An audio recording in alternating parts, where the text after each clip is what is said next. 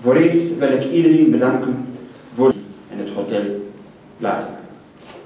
Ik zeg enthousiaste aanwezigheid, want een bijdrage vragen aan de leden om samen met ons het nieuwe jaar in te luiden is voor een politieke partij niet evident. Als jonge en niet door de overheid gesubsidieerde partij hebben we geen andere keus. Uw aanwezigheid getuigt dan ook van een loyaliteit die ik ten volle en genegen respecteer. In 2009 hebben we met de partij deelgenomen aan de regionale verkiezingen en daarmee ook aan het grote publiek het signaal gegeven dat het ons menens is om de komende verkiezingen eveneens onze kans te wagen. Zonder grote media-aandacht haalde de partij een score van bijna om en bij de 10.000 stemmen en 4 kiesomschrijvingen. Dit is geen slecht resultaat. Te meer hebben we nu de ervaring opgedaan om lijsten in te dienen. Een ervaring die ons in de toekomst alleen maar sterker zal maken. Daarnaast hebben we ook gezien dat in streken waar de Belgische Alliantie meer in het regionale nieuws komt, bijvoorbeeld in het arrondissement Brugge, wij makkelijk de kaap van het halve procent overschrijden. Stel je voor, indien we in alle arrondissementen dezelfde lokale media-aandacht zouden kunnen bekomen. De partij heeft er dus alle belang bij zich in 2010 goed op de federale en de provinciale als ook de gemeentelijke verkiezingen voor te bereiden. Niet in 4, maar dan wel in 12 kiesomschrijvingen. België staat in 2010 ook voor zeer grote uitdagingen.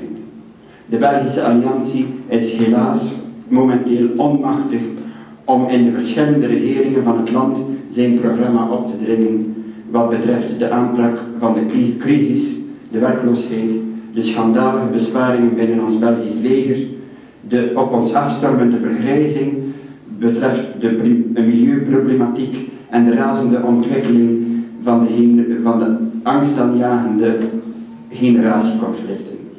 We hebben de oplossingen hiervoor netjes in ons programma geschreven en we hopen dat de traditionele partijen stiekem bij ons komen spieken. Met de oprichting van de Vlaamse huizen hebben we in 2009 ook gezien dat deze hun doel en hun nut voorbij schieten.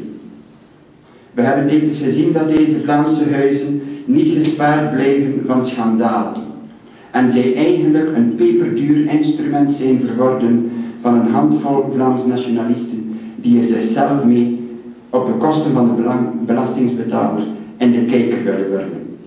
Deze Vlaamse huizen werken dan ook de verwarring in de hand en doen heel goed aan de buitenlandse politiek waar we alle belang hebben dat België zich als één vertegenwoordigt, zeker in tijden van crisis. 2010 wordt ongetwijfeld het jaar van de kieskring Brussel-Halle-Vilvoorde. De Belgische Alliantie is er zich van bewust dat de huidige regeling ongrondwettelijk is. Brussel-Halle-Vilvoorde is de enige kieskring waar zowel op Franstalige als Nederlandstalige lijsten kan worden gestemd. Nu gewezen eerste minister Jean-Luc Dehaene deze opdracht moet vervullen, willen wij er hem toch aan herinneren dat er minstens 2 geldende grondwettelijke regelingen bestaan. Eén ervan is de zo overroepen splitsing van de kieskring Brussel-Halle-Vilvoorde, zoals menig Vlaams nationalisten het vragen. Maar de andere oplossing is de nationale kieskring. Dit zou toelaten om een Nederlandstalige kieskring ook voor Franstalige politici te stemmen en vice versa. Ik ga moeten mijn vingertje gebruiken, want het zou onherroepelijk aansporen tot een nauwere samenwerking van de traditionele partijen aan weerszijden van de taalgrens. Tegelijk zou de premier ook dan door alle Belgen samen worden gekozen. Volgens deze logica zouden de Belgen dus allen samen hun premier en hun Belgisch parlement kiezen. Het zou voor de koning ook eenvoudiger werken zijn bij een regeringsformatie om eerst met de liberalen, dan met de socialisten of de katholieken te overleggen in plaats met eerst de Nederlandstaligen en dan de Franstaligen. Primeert leiderschap niet en goed bestuur niet boven het taalgebruik. Een derde mogelijkheid is eveneens dat de beide Brabanten samen bij Brussel worden gevoegd en er al dus een Brabantse kieskring ontstaat. De Belgische Alliantie zal er dus in de komende weken alles aan doen om deze optie van een nationale kieskring in de media en aan de man te brengen. Beste vrienden, de partij is in volle ontwikkeling. Sinds de oprichting in 2008 hebben we, zoals gezegd, deelgenomen aan de regionale verkiezingen van 2009. We hebben het folder verdeeld op meer dan 250.000 exemplaren. We hebben ongeveer een kleine 1000 betalende leden en meer dan 3000 interessante contacten verzameld. We hebben een aantal informatievergaderingen georganiseerd in Brussel, waarbij de opkomst steeds bevredigend was. Her en der zien we wagens rijden die de sticker met de Belgische vlag en kroon van de Belgische Alliantie naast de nummerplaat hebben hangen.